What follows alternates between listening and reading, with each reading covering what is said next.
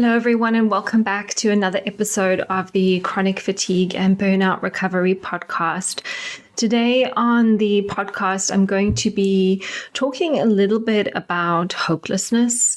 This is specifically inspired from my Instagram account where I did some crowdsourcing for topics that you would like me to cover. And someone responded to that and they said, how not to drown in hopelessness when nothing feels like it's working. And I think that is a common experience for people who navigate their fatigue recovery journey. It is common, I think, to have a sense of hopelessness. And it's also common to go through periods of time when you feel like nothing is working. I know I've definitely been there too on my journey. So how I would like to approach this podcast today is to talk a little bit about how we cope with the experience of hopelessness.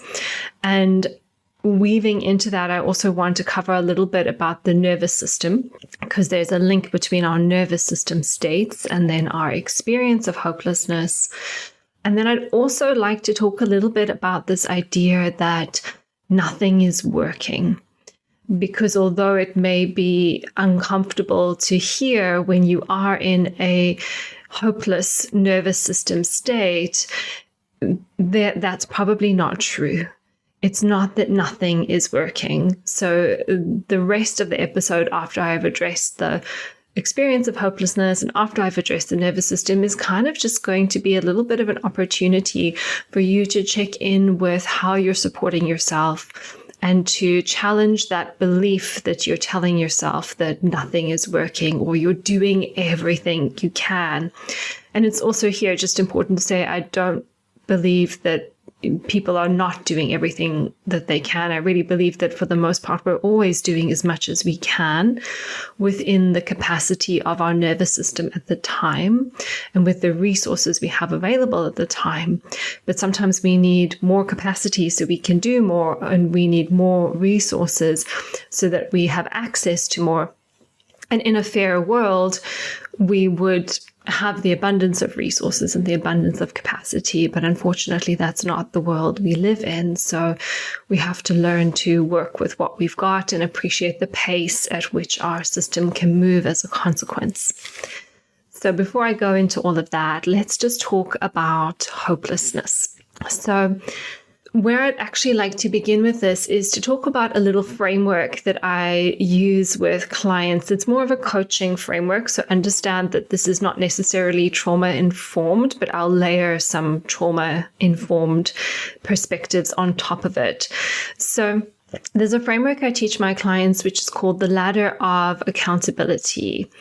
And accountability is really about being accountable to ourselves, taking ownership of our circumstance and taking ownership of our journey and how we move through our journey. So if you had a visual on this, I appreciate if you're listening to this podcast, you might not have a visual, but think of 8 rungs of a ladder, or a ladder with 8 rungs. And the bottom 4 rungs of the ladder represent victim behaviors or being in a powerless state. And the top 4 rungs of the ladder represent accountability or being accountable and being in a powerful state. So breaking this down further, I'll name the 4 rungs. So working from the bottom of the ladder up, we have unaware. So lack of awareness really just refers to blind spots or things that we're unconscious about, things we don't know. And perhaps I'll circle back to this when we talk about the nothing is working, I'm doing everything and it's not working. It's actually maybe we have blind spots and we're not doing everything, or we can't see the progress we are making. So there's lack of awareness at the bottom end of the ladder. And then obviously as we expand our awareness, as we learn about new things or we become more self-aware, we are moving up the ladder towards becoming more powerful. So the first rung of the ladder is unaware. Then the second rung of the ladder is to blame others. So sometimes as we become aware of things, we can get defensive. We don't necessarily or might not necessarily have the capacity in our system yet to take ownership and to take responsibility. But when we pass the blame on to others, we give away our power to someone else. And that could be like, you're not supporting me, or you keep intruding on my rest time, or this person is making me feel this way, or this person is contributing to my stress, or you don't understand me, or my boss doesn't get me, or whatever might be going on. And some of those complaints may be very valid, but when we're just extending the blame outside of ourselves, we do give our power away. It's the opposite of sort of saying, okay, this person is making me feel this way. What is in my power? How can I change this? What can I do about it? So the second rung on the ladder is blame others. Then we go up to the next rung on the ladder, which is excuses. And so sometimes, again, this can be uncomfortable to hear, especially if you're in this powerless place right now, because it can be quite confronting. But if you'll bear with me, we'll get to the more empowering thoughts in a moment. Excuses might be like, well, I don't have enough money. I don't have enough resources. I don't have enough support. It's easier for other people than it is for me. I have all this trauma. I have all these challenges. So we give ourselves reasons to stay stuck. We give ourselves reasons to stay in the place that we're in. And when we do that, we give our power away because we're not taking ownership of moving forward. And here, just kind of layering on the trauma-informed part, because you might be making excuses for yourself and just really feel like those excuses are just so valid. And they are. And it's understanding that they are more probably a reflection of what your nervous system is doing right now. And as your nervous system changes, you will have greater access to more powerful and more empowering states. So now we move up to the fourth rung on the ladder, which is wait and hope. So waiting and hoping is almost like that bridge between powerless and powerful. We haven't fully stepped into our power yet of being able to make things happen and being able to cause an effect in our lives. But we're sort of just like, okay, I'm not blaming people anymore. I'm not making excuses, but I'm not really driving things forward. And again, if we think about the trauma-informed lens, waiting and hoping is like hoping someone is going to come and save you, or hoping that your circumstance is going to change. And the good news about waiting and hoping is that there is a sense of hope there. So if we think of this idea of hopelessness, hopelessness can often happen when we're living primarily in the three rungs below, in being unaware, in perhaps extending blame outwards, or perhaps making excuses instead of looking for what we can do, however big or however small, to change our circumstance. But if we can then connect with a sense of hope, then we are moving towards taking the next step. So these four rungs, unaware, blame others, excuses, wait and hope, are all powerless states because we're not in our power. We're not causing an effect. We're not taking full ownership and full responsibility for what we can do to move forward.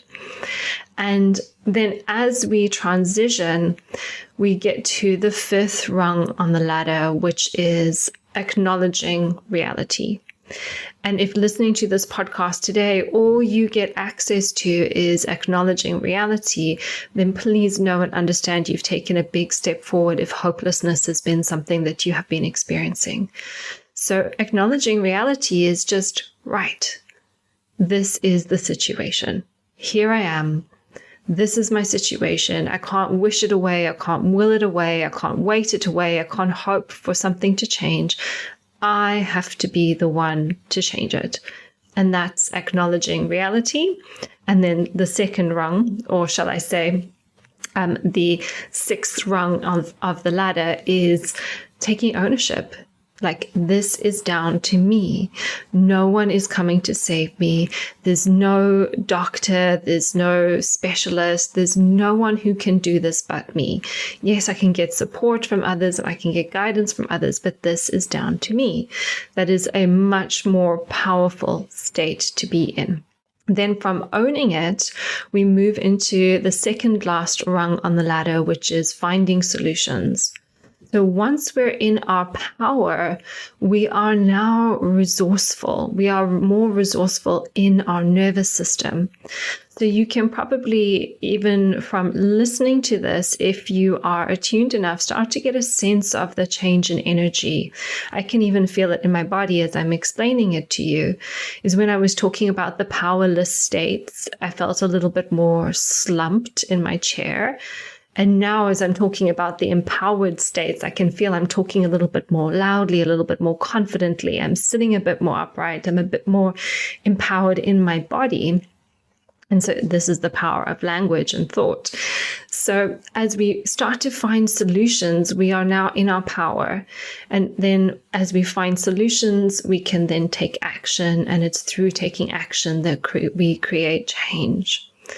So if you are feeling today, or you have been feeling recently in a hopeless state, my encouragement would be to think, where am I on this ladder? Am I just unaware of what I need? Am I actually just feeling a little bit lost and a little bit alone? Am I blaming others? Like, nobody likes to admit that. But when you think about it, have you been creating a lot of blame, either verbalizing to others or just sort of in your own internal dialogue? Have you been making excuses like not enough time, not enough money, not enough energy, not enough resources? I appreciate that those things are challenging, but there's always something we can do. Or maybe you're just in this sort of wishy-washy wait and hope space without actually taking that ownership to move things forward. Or perhaps even as you've been listening to this podcast, you've now come into this acknowledged reality stage, maybe even taking ownership stage, and now you're ready to find solutions and take action. So my question for you is, where are you on the ladder, or where do you primarily live on the ladder? So for me, I know I primarily live and find solutions and take action, potentially to my own detriment at times. Sometimes I overdo it with the finding solutions and the action taking, but that's where I live. And for the most part, I'm in my power. That's not to say that I don't have moments of powerlessness in my life, because we all do. So where do you primarily live on this ladder? And what do you need to do to move up the ladder? That would be my first question to do. So when you feel like nothing is working, this can be an opportunity for you to self-reflect and build your awareness, because there's always more awareness that can be gained. And that's actually, as I'm recording this now, I've just finished the November cohort of my Nurturing Resilience program. And I've been doing little interviews with all the people who were in the live teaching program for them to share their experiences with me. So they sort of talking about their health history, their experience in the program, what shifted since they've been in the program, and that type of thing. So a lot of what is coming out of the program has been, people have said that there's really been a sense of increasing their self-awareness. So they're more aware now of what they need, and they're more aware now of why they've been stuck. So addressing that first rung on the ladder. And there's also this greater sense of empowerment. In a lot of the interviews I've been doing, the exact language that has been used is, I feel more empowered now. I feel I can take ownership. I feel like I can find solutions. So through doing that nervous system program, there's been a movement up the ladder from powerless to powerful. And it's from powerful states that we create change. And it's from powerful states that we heal. So that is the ladder of accountability. What I'd like to just weave in a little bit more here is to talk about freeze. So when we think about hopelessness as an experience is we're very much in the dorsal branch of the autonomic nervous system, which is associated with freeze, shutdown, immobility, disassociation, those types of experiences. So when we're in a hopeless state, we're very much connected to that freeze branch of the autonomic nervous system. And I don't feel I've got enough time today to go through all the ins and outs of the nervous system. You can always read some more of my blogs. You can listen to the nervous system podcast episode. I think it's about episode 6, roundabout there, give or take. Or you can even join one of my nervous system workshops where you can spend 2 hours with me going through it all nice and slowly together. But to say, when we're in this freeze state, freeze is what happens when something has been going on for too long, it's too much, and we can no longer cope. So the body enters this self-protective freeze state to really protect us and keep us safe. But the emotional experience in freeze can be one of hopelessness, because there is this sense of freeze, of stuckness, of immobility, of shutdown. And so to come out of this hopeless state, or to manage this hopeless state, we have to have the tools to support our body to come out of freeze. Now, to come back to how this question was phrased to me, which is, how do we manage or stop ourselves from getting pulled down into hopelessness when nothing is working? Well, we do that by managing our nervous system, and specifically having tools in our toolbox that help us work with the freeze state of the nervous system. So if nothing is working, then coming to this idea that, well, that's not true, because if nothing was working, that means you've tried everything. And if you've tried everything, you would have the tools to navigate freeze, which means you would already know how to not get pulled down into the hopelessness. So I don't say that to point fingers and to say, haha, got you, you're not doing it right. That's not what this is meant to be at all. But what I'm hoping to communicate here is that there are more options available to you. There are more things that you could do to support your body. You haven't tried everything. It's not that nothing is working. And perhaps I'm biased here because this is what I teach, but it sounds like here there's some nervous system support required to be able to navigate the freeze states within the nervous system. Because if we come back now to the ladder of accountability, when we're in a freeze state, we are powerless. And it's through lifting the freeze that we have access to our healthy sympathetic energy, fight or flight. And we have access to our own sense of agency, our own sense of internal power, and our own sense of autonomy. So what we're really talking about as we move through the ladder of accountability, if we put all the cognitive stuff to one side and we think about this more through a somatic and embodied lens, what we're looking for as we move through the ladder of accountability is to move out of freeze and into healthy sympathetic activation, so that we have access to finding the solution, taking the action, ownership. Those are all things that we require a healthy connection to our sympathetic system to be able to achieve. So I hope that that helps to understand a little bit of the mechanics of what's going on in the body as we're experiencing this hopelessness, or I've tried everything and nothing is working experience. Then just finally to say here that, and I'm going to take a big breath as I do this because I just feel like I need to sigh, is that chronic illness or recovering from a chronic illness is a marathon and it's not a sprint. And there will be times in our journey where we feel like we're making progress. There'll be times in our journey where we hit a plateau. There'll be times in our journey where we go backwards. And this is true for all life experiences. I'll just use the analogy of building a business. My business, as I've built it across time over many years, has had ups and downs. It's grown, it's shrunk, it's stayed at a plateau. And that is the same for all sort of goals or challenges, whether that's a fitness goal or a career goal or some other type of goal. There are highs and lows, ups and downs, but across time, we want the trajectory to be upwards. But if we are in a chronic illness and we're in a plateau for a long period of time, or we feel like we've been stuck for a long period of time, which is often going hand in hand with that stuckness is the freeze in the nervous system, which I've referred to, then that can really wear someone down over time. When they constantly feel like they're working at something and they're not getting anywhere, it doesn't energize them. It doesn't reinforce positive belief that recovery is possible. So I can fully appreciate that within the chronic experience, it is a very wearing journey. It's like training for a marathon, but being like a terrible runner with zero fitness and multiple, no food and all sorts of different challenges. It just makes it so much harder.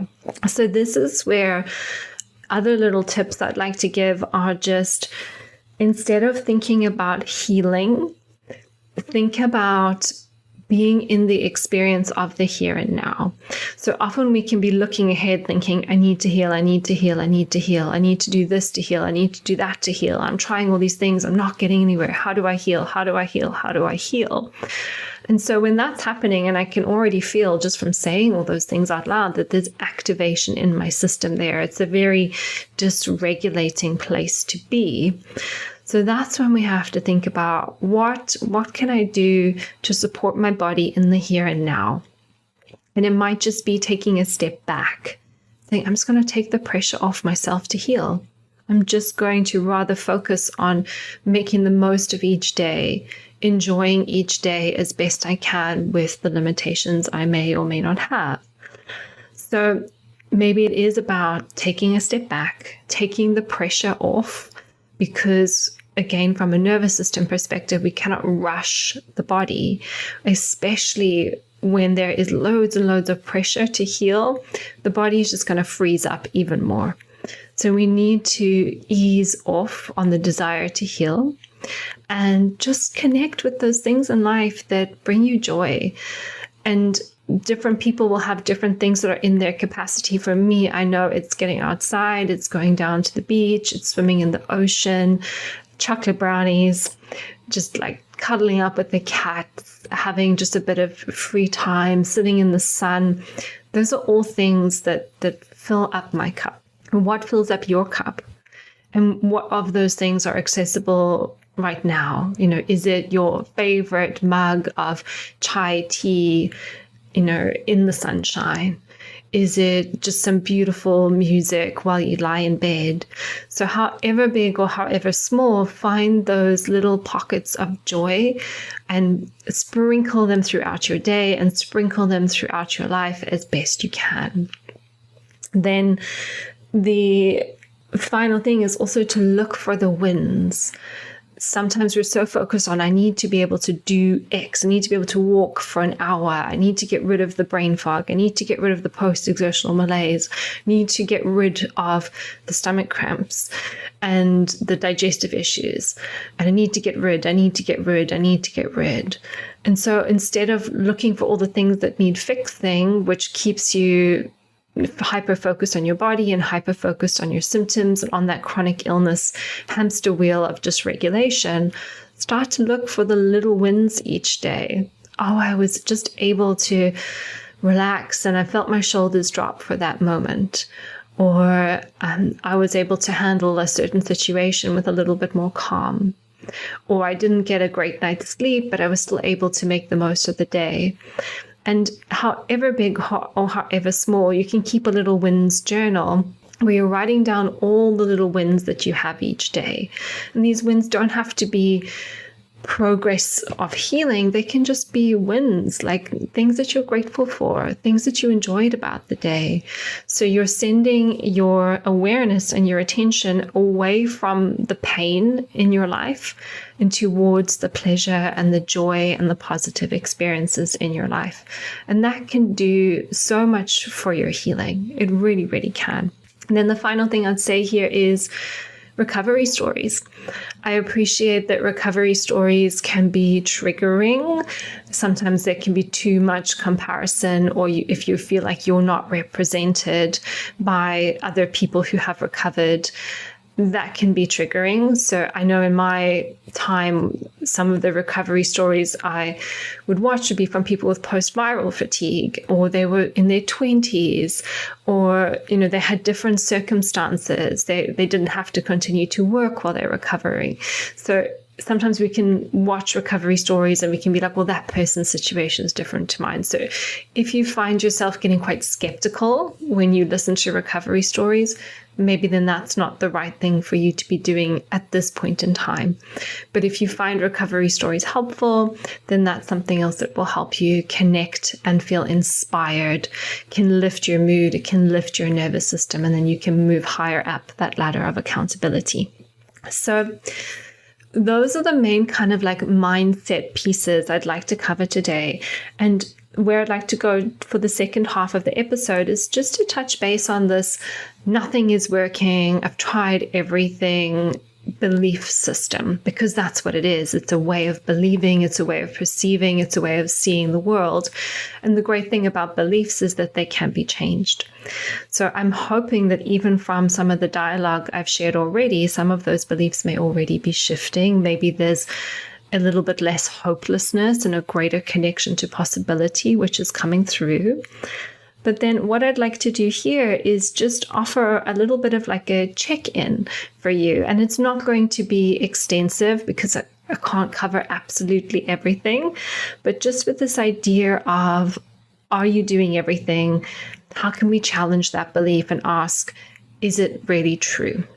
And so here, what I would say is that even as somebody who had like a decade of experience in nutritional therapy and functional medicine and yoga and Pilates and multiple different qualifications around health and the human body, when I entered into my fatigue recovery journey, I wasn't my own practitioner. I hired help.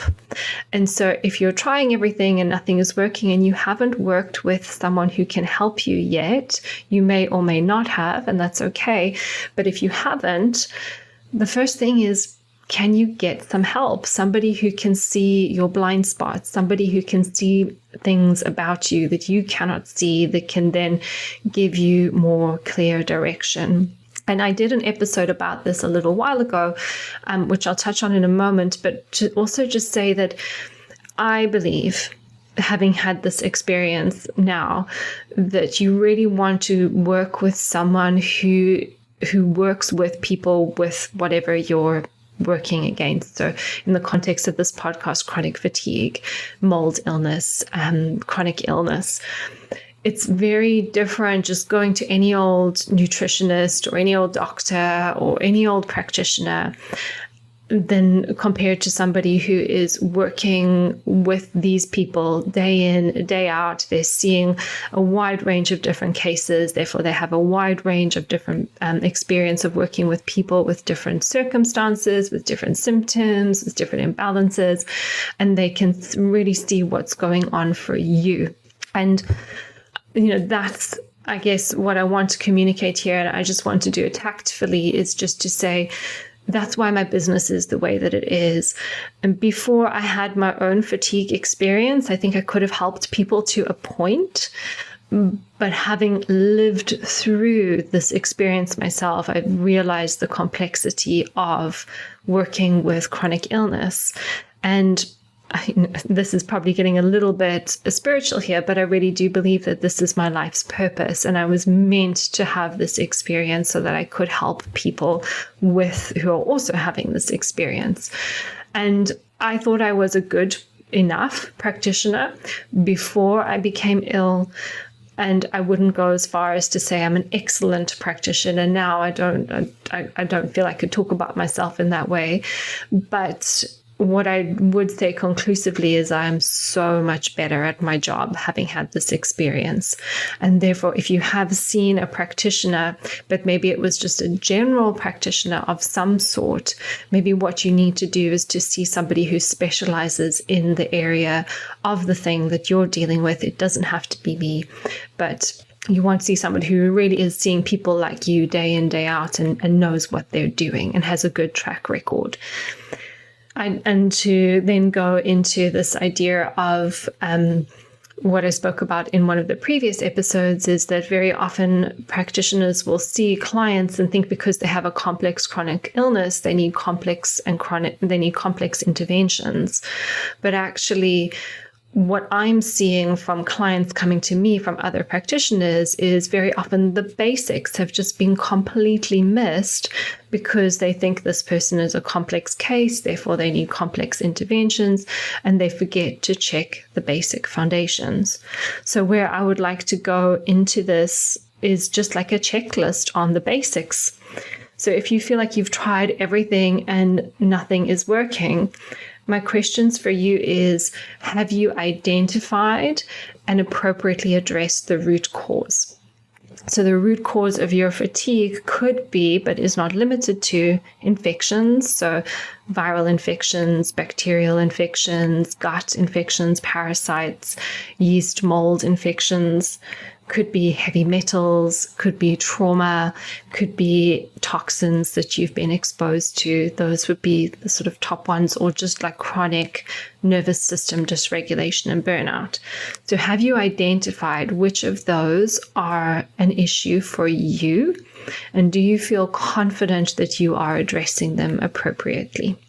That would be the first question. Then in addition to that, talking about basics is we need stability. Stability is the foundation for healing. So do you have a stable sleep routine? Have you been able to get your sleep well managed yet? If not, that's a priority. Do you know for a fact that your blood sugar is stable? It's not too high, it's not too low, you're not experiencing energy changes after meals. Have you checked it? Are you monitoring it? Do you know that it's stable? Because again, that's foundational for the health of your mitochondria. Are you stabilizing your nervous system? Do you know when your nervous system is dysregulated or stabilized? And do you have a toolbox which allows you to maintain appropriate regulation and stability day in and day out? Do you have a movement routine? I've been posting a lot about this on social media this week, saying that, we cannot heal from chronic pain and fatigue syndromes without movement, because the physiological and biochemical changes we get from movement will surpass what we can achieve through any drug or any supplement. Therefore, whatever your level of health, you need to be able to move. It doesn't have to be running a marathon or, lifting weights in the gym for an hour. But you might just need to go for a 5-minute walk around the block each day, or you might need to just lie in bed and, do some isometric contractions of your arms and your legs, or just flail around a little bit within your capacity.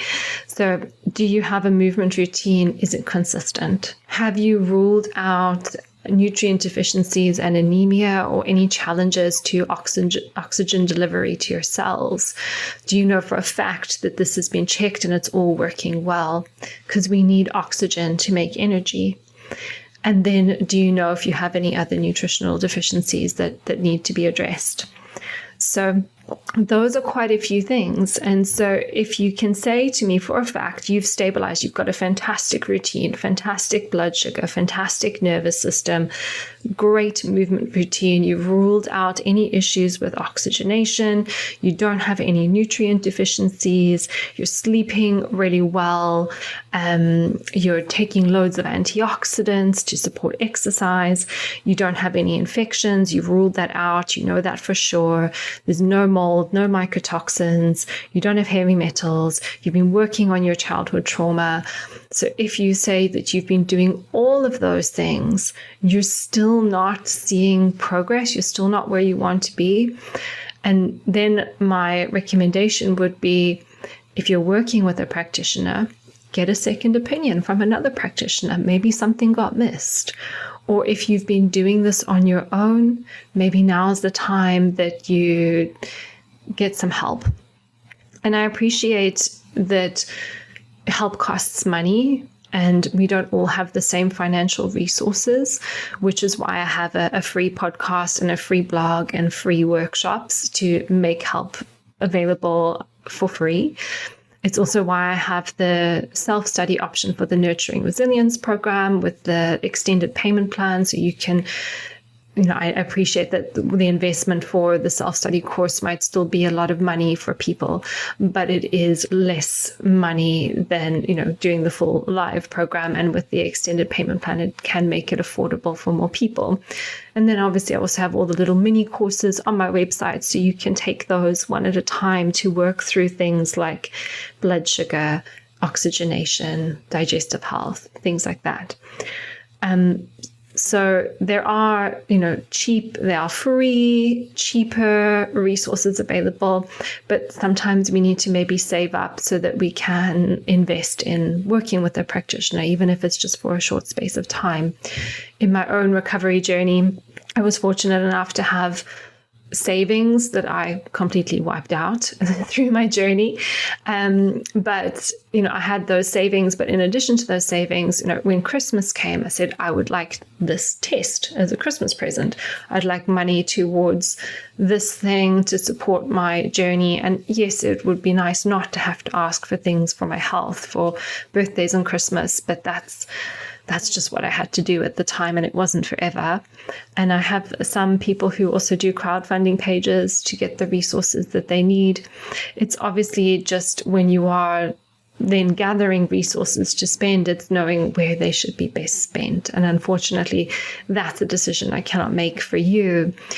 And I always say, I've said this on my workshops recently, is I hope that anybody choosing to work with me is choosing to work with me not from a place of dysregulation and desperation, like I need to fix this thing, but much more from a place of grounded knowing, like, yes, this feels good. This feels like it's the right next step for me.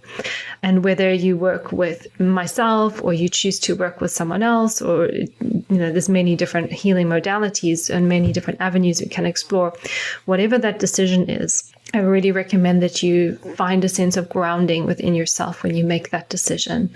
So there's a sense of knowing that the person and the thing that you're engaged with are really feeling nourishing and not dysregulating to your body and to your system. And I've made the mistakes. I've felt a bit rough and then ended up buying a £300 test, or ended up just getting out my credit card and spending a whole bunch of money on supplements I didn't actually need. So I know how easy it is to make decisions from the wrong place, and they can be quite costly decisions. But then there's also practitioners I've worked with that I always joke and I say, you had me at hello. Like the moment I've met them, there's just been a sense of knowing in my body, yes, my body feels good about working with this person. And I hope that you can find those people for you, whether it's myself or somebody else completely different. We all need those people to help us heal, because we cannot do the whole thing alone. Even in my own journey with all the experience I had, could never have done it alone. Never, ever. So bear that in mind as well. So that kind of brings me to the end of this episode today. It's been quite a long one considering the topic. So I hope that you have enjoyed listening.